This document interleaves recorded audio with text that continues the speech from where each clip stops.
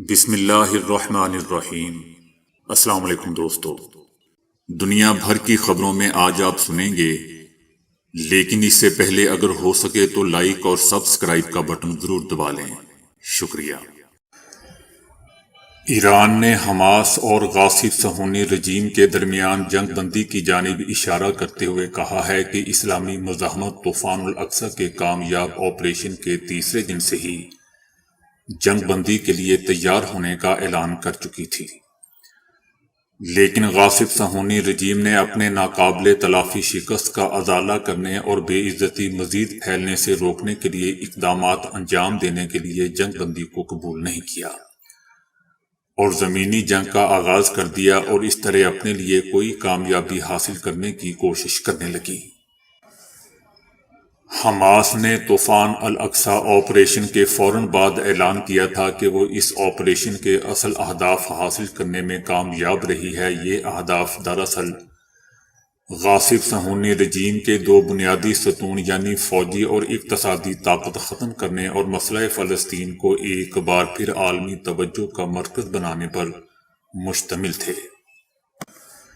صہیونی فوج زمینی جنگ میں کوئی کامیابی حاصل نہیں کر پائی، لہذا تل ابیب حماس سے زیادہ جنگ بندی کا محتاج تھا۔ گزشتہ 48 دنوں کی جنگ میں صہیونی فوج چھوٹی سی کامیابی بھی حاصل کرنے میں ناکام رہی، جبکہ اس نے زمینی حملے کا آغاز بڑے بڑے دعووں سے کیا تھا۔ لہذا غاصب صہیونی رجیم نے جنگ بندی قبول کر کے اپنے مزید بے آبرو ہونے کو روکنے کی کوشش کی۔ حماس انسانی بنیادوں پر جنگ بندی کے قیام کے لیے غاصب صہیونی رجیم پر اپنا ارادہ تحمیل کرنے میں کامیاب رہی۔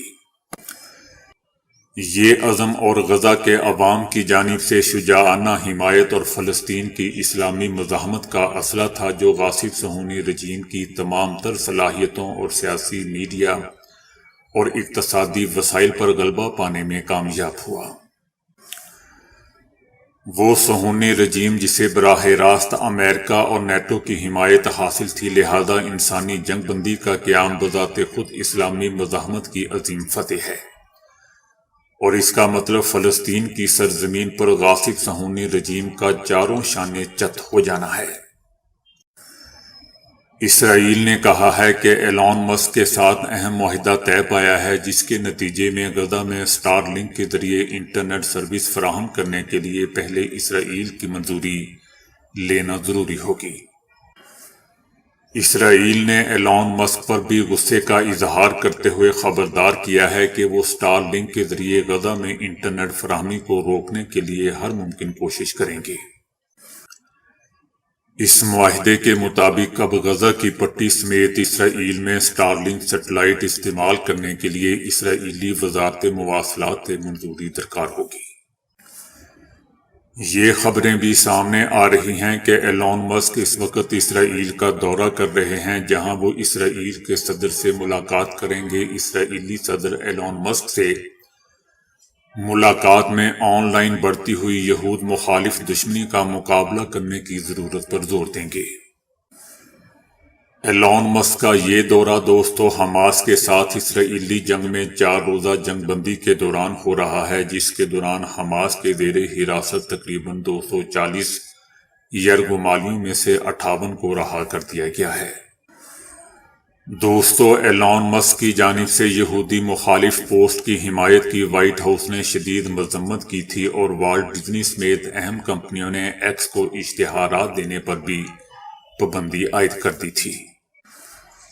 دوستو یاد رہے کہ ایلون مسک نے ٹوئٹر کو اکتوبر 2022 میں خریدا تھا اور اس کا نام تبدیل کر کے ایکس کر دیا تھا، تاہم ماہرین کا ماننا ہے کہ ایکس پر معتدل مواد میں کمی واقع ہوئی ہے، جس کے نتیجے میں نفرت انگیز بیانات میں تیزی سے اضافہ ہوا ہے۔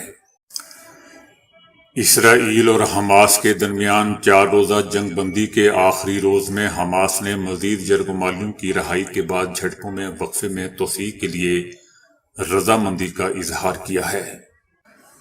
اس جنگ بندی کے نتیجے میں دوستو درجنوں یرغمالیوں کو رہا کیا جا چکا ہے، جس کے بدلے میں اسرائیل نے بھی 100 سے زائد فلسطینی قیدیوں کو رہا کیا ہے۔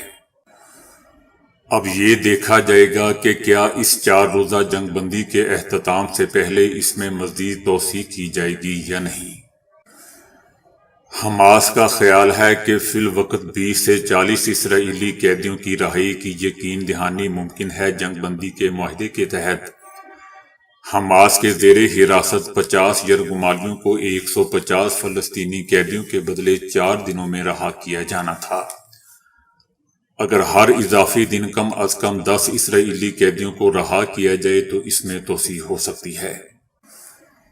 اس حوالے سے امریکی صدر جو بائیڈن کا کہنا ہے کہ قیدیوں کے تبادلے کے لیے لڑائی میں وقفہ جاری رہنے کی امید ہے، جبکہ فرانس نے بھی جنگ بندی میں توسیع کی حمایت کی ہے۔ لیکن نیتن یاہو نے کہا ہے کہ امریکی صدر کو بتا دیا گیا ہے کہ عارضی جنگ بندی ختم ہونے کے بعد اسرائیل پوری طاقت کے ساتھ غزہ میں مہم دوبارہ شروع کرے گا، جبکہ معاہدے کے تحت امدادی سامان کے ایندھن اور گیس کے 4 ٹرکوں سمیت 120 امدادی ٹرک بھی غزہ میں داخل ہو چکے ہیں۔ امریکہ میں ایک فائرنگ کے واقعے میں 3 فلسطینی طلبہ شدید زخمی ہو گئے۔ فائرنگ امریکی جامعات میں زیر تعلیم فلسطینی طلبہ پر کی گئی۔ تینوں نوجوان فلسطینی کفایہ پہنے ایک تقریب میں شرکت کرنے جا رہے تھے۔ تینوں مقبوضہ مغربی کنارے سے تعلق رکھتے ہیں۔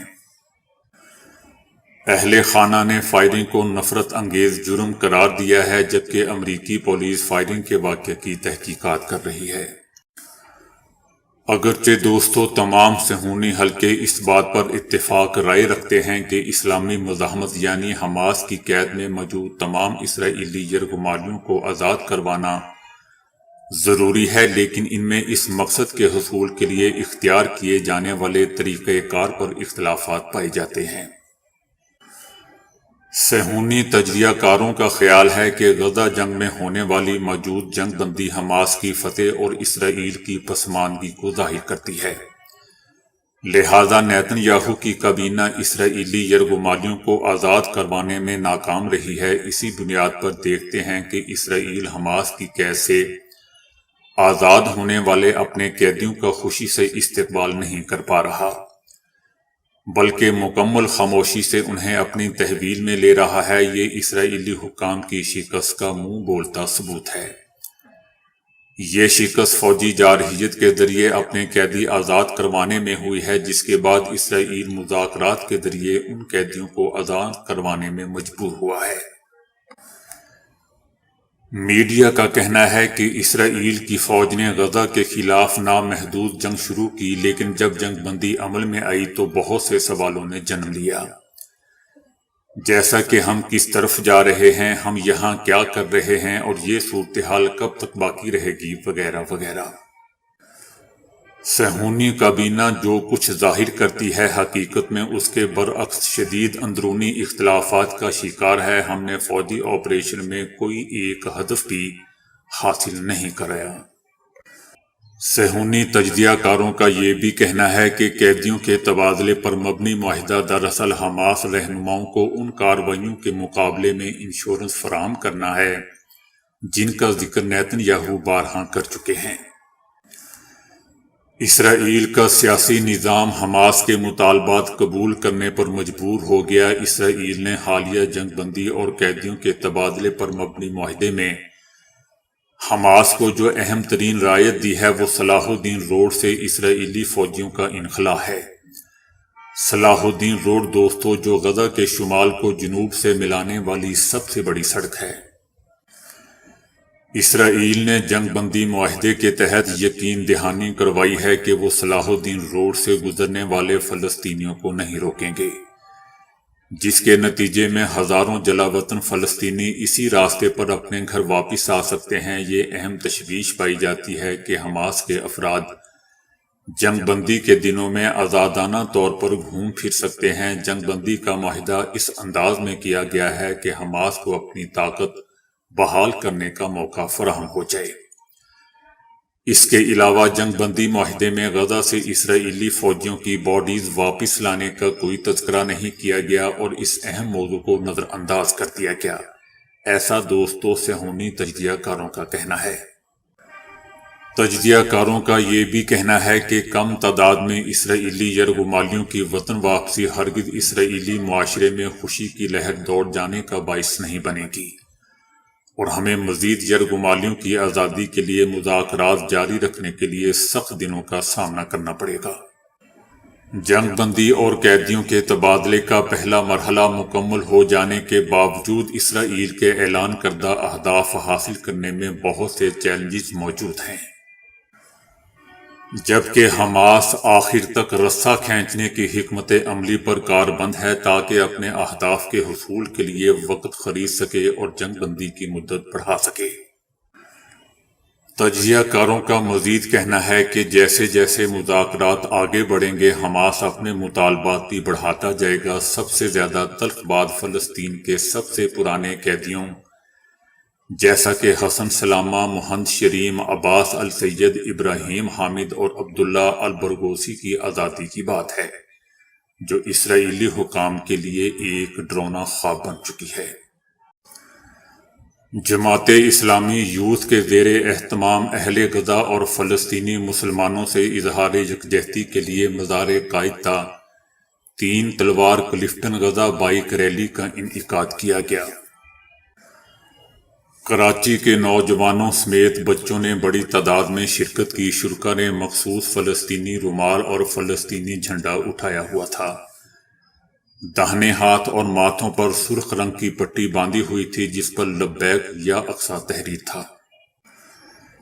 شرکاء نے خطاب کرتے ہوئے کہا کہ جب امریکہ کے عوام وائٹ ہاؤس کا گھیراؤ کر کے نعرہ لگا سکتے ہیں کہ اگر فلسطین میں جنگ بندی نہیں کرو گے تو ہم تمہیں ووٹ نہیں دیں گے، تو پاکستان کے عوام بھی پیپلز پارٹی اور نواز لیگ کے دفاتر کا گھیراؤ کر کے نعرہ لگائیں کہ اگر اسرائیل اور امریکہ کی مذمت نہ کی تو ہم ووٹ نہیں دیں گے۔